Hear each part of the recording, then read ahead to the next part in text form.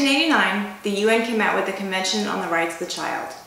It has since become the most widely ratified human rights treaty in history. In fact, in 2015, when Somalia ratified, there was only one country in the world that had failed to do so, and that's the United States.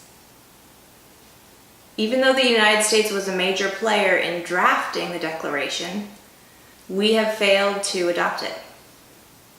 First, I'll talk about what the rights are, how they are monitored and enforced, and reasons why the United States has still failed to ratify.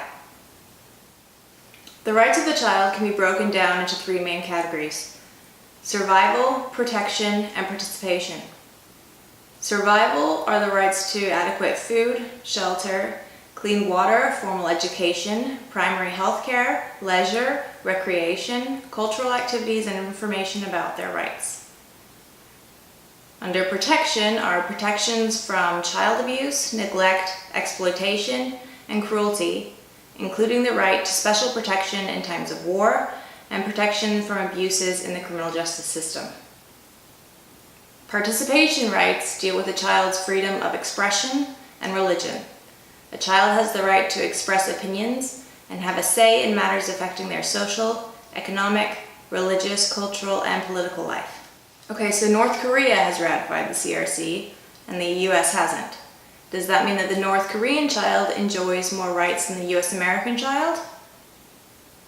Well, that depends. Is a right still a right if it can't be asserted or enforced?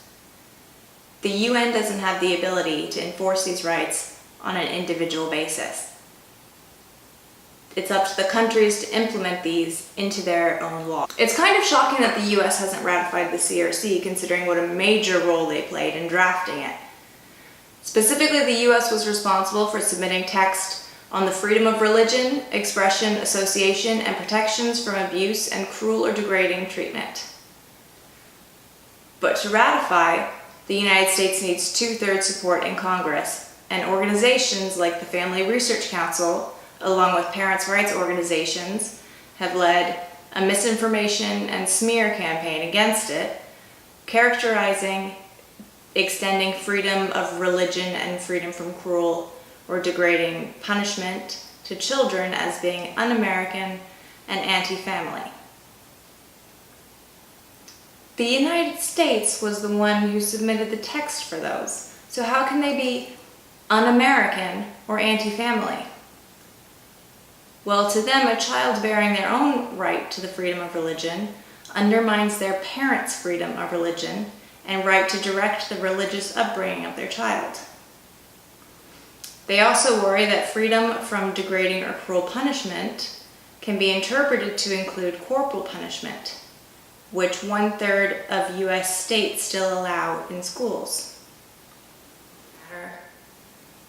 Why should the US ratify now? It's largely based on US law, and US American children have a pretty good standard of living.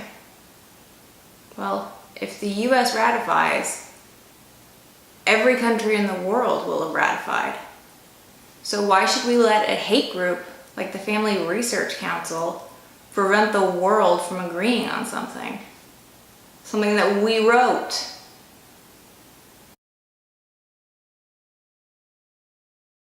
Only one country left in the world that had not ratified the document. Fuck! Fear. And what's your options for controlling shit?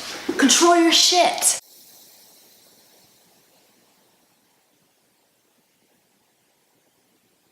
Eat more vagina.